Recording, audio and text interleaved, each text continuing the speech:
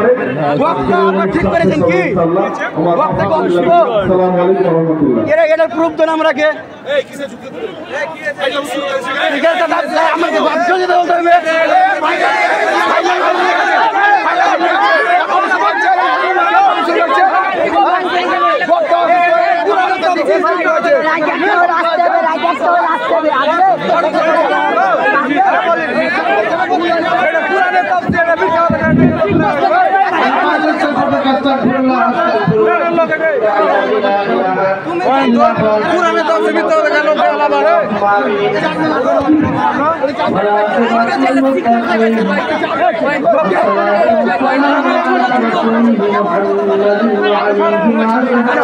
নিরাপত্তার জন্য সার্বিক সহযোগিতার জন্য আমরা প্রস্তুত রয়েছি। প্রশাসন আছে, গোয়েন্দা বিভাগ আছে, সবাই প্রস্তুত রয়েছে। এখানে মাঠের চতুর্দিকে আমরা যোগাযোগ করছি।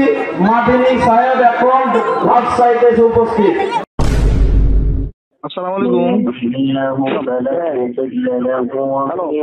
ভাই আপনি কি ময়মনসিং থেকে বলছেন?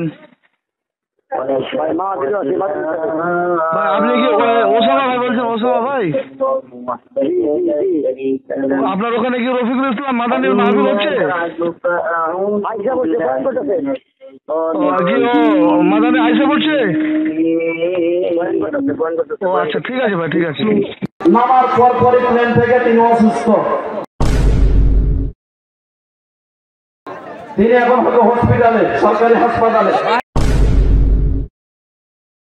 আমরা চেষ্টা করছিলাম নিয়ে আসার জন্য, কিন্তু কথা শুনেন, আমাকে বললো যে আপনি একটু টাকা কালেকশন হয়ে গেলে আপনি আধা ঘন্টা ওয়াচ করবেন এবং কথাটা আসতে গেলে জনগণকে বুঝাবেন। আমরা চেষ্টা করতেছি, কিন্তু উনি বললেন উনি আসতে পারলো নাটোর থেকে। কি বক্তার নাম বললো? আফতাবউদ্দিন। নাটোর থেকে আফতাবউদ্দিন সাহেব, আপনারা জানেন প্রসিদ্ধ বক্তা, ওনাকে পাঠাইতেছেন এবং উনি যদি সুস্থ হয় তাহলে পিছনে পিছনে আসছেন। ওদের রাইতে একটা হলো আসার চেষ্টা করবে, যদি না আসতে পারে তাহলে জনগণ যেন দুঃখিত না হয়। একটু সংকোচে আপনি বলবেন। যে কথাটুকু আমাকে থানা থেকে জানানো হলো, এতটুকুই কথা আমি আপনাদেরকে বললাম। এজন্য ভাই, এটা কোরআনের মাহফিল, এটা মন খারাপের কোনো মাহফিল না। মানুষের শারীরিক সুস্থতা বা অসুস্থতা কার হাতে? জলে বলেন যে কার হাতে? একটু আগে আমাকে আপনারা দেখলেন, আমি এই চেয়ার থেকে কিন্তু বাইরে গেলাম। বর্তমান আপনাদের শিবগঞ্জ থানার এসআই 2-3 জন এসেছিল, আমাকে সঙ্গে করে নিয়ে গেলেন। যাওয়ার পরে বললেন, ভাইজান আমরা মাদানী সাহেবের নিরাপত্তার জন্য, সার্বিক সহযোগিতার জন্য আমরা প্রস্তুত রয়েছি। প্রশাসন আছে, গোয়েন্দা বিভাগ আছে, সবাই প্রস্তুত রয়েছে।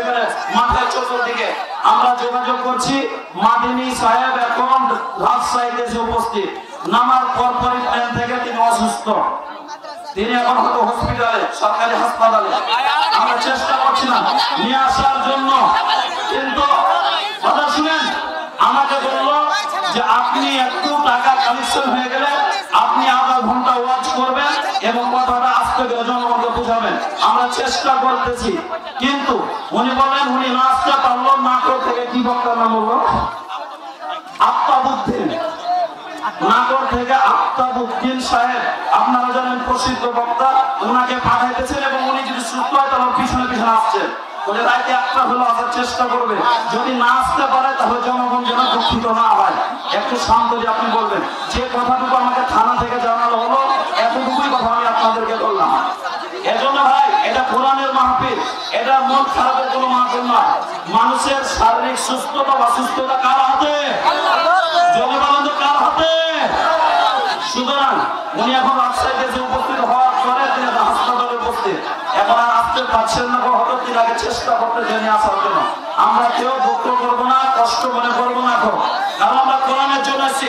আমরা কি মাদানির জন্য এসেছি না কোরআনের জন্য? যারা মনে করেন যে মাদানির জন্য আমরা এখানে এসেছি, তাহলে আপনারা ভুল করতেছেন। রাসূল করিম সাল্লাল্লাহু আলাইহি ওয়াসাল্লাম যখন ইন্তিকাল করলেন, তখন সাহাবারা সকলে অস্থির হয়ে গেলেন।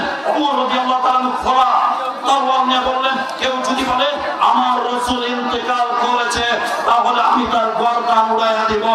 আবু বকর সিদ্দিক রাদিয়াল্লাহু তাআলা দীপ্ত কণ্ঠে বললেন, মনে রেখো তুমি যে মুহাম্মদের পূজা করো, সে মুহাম্মদ কিন্তু পৃথিবীতে বেঁচে নাই।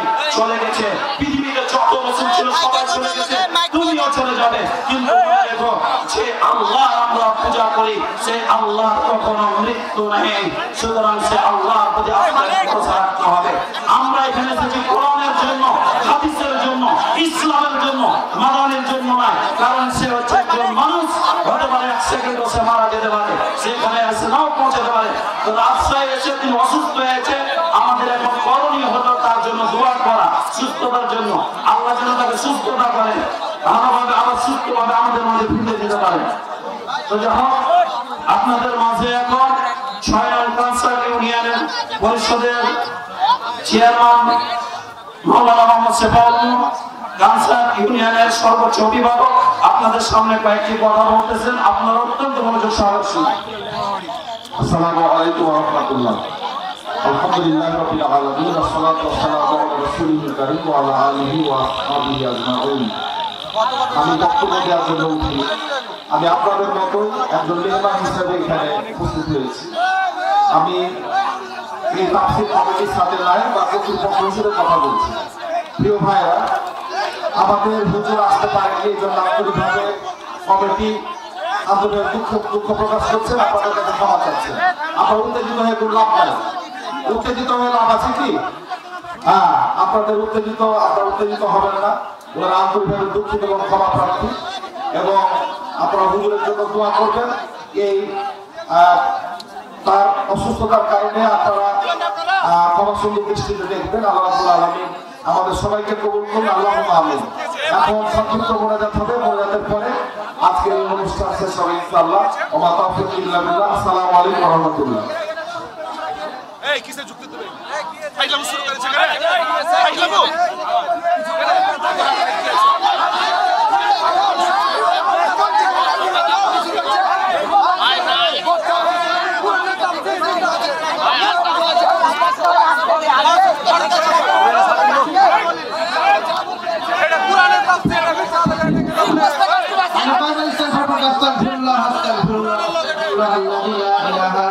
إلا هو الحي القيوم اللهم آمين اللهم آمين والعاقبة للمتقين والصلاة والسلام على رسوله محمد وعليه وصحبه أجمعين ربنا ظلمنا أنفسنا وإن لم تغفر لنا وترحمنا لنكونن من الخاسرين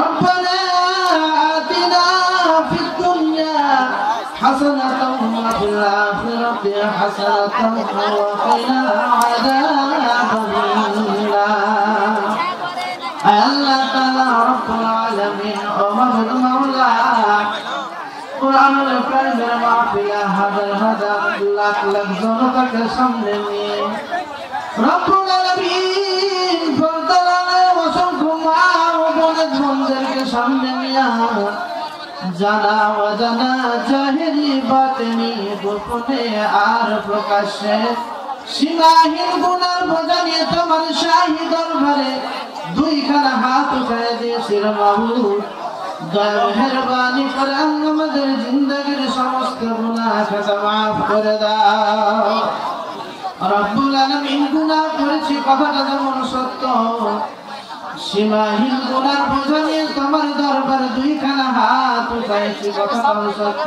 আল্লাহ রব্বুল আলামিন তুমি নজর করো আমাদের মাঝে কার মা নাই কার বাবা নাই মা হারা বাবা হারা ছেলে হারা মেয়ে হারা স্বামী হারা স্ত্রী হারা নানা নানি দাদা দাদি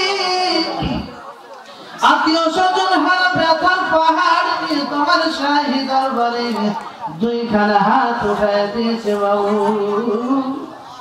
জানি না এখানে বসে বসে তামাম পৃথিবীর খবর নিতে পারি কিন্তু আমার পায়ের নিচে কি অবস্থা আছে আল্লাহ জানি না জানার মতো কোন যন্ত্র বের হয় নাই রব্বুল আলামিন ওই কবরবাসী যদি জীবনে চলার পথে ভুল ত্রুটি হওয়ার জন্য আজব গজবের মধ্যে থাকে আল্লাহ, আজব গজব মুক্ত করে দিয়ে সর্বপ্রথম তুমি তাদেরকে মাফ করে দাও আল্লাহ, মাফ করে দিয়ে তাদেরকে তুমি জান্নাতি পোশাক পরিয়ে দাও, জান্নাতি খাবার খাওয়ায় দাও, জান্নাতি বিছানা বিছিয়ে দিয়ে উচ্চ মাকাম জান্নাতুল ফিরদাউস